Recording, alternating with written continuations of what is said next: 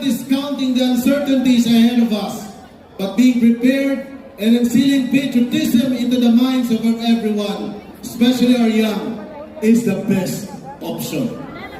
Tayong mga guro, tayong mga sundalo, tayong mga government officials, tayong mga nilalang na nandito sa Zamboanga Peninsula, sana'y makiisa tayo sa adhikain ito.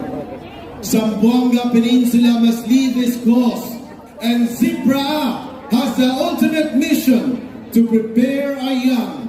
The theme fostering patriotism through sports does not only emphasize our obligation to our young, but also it is the best time to instill into the minds of everyone. Kailangan nating magmahalan at magkaisa para isulong ang kapakanan ng ating pambansang interes. Mga kaibigan, mga kapitbahay,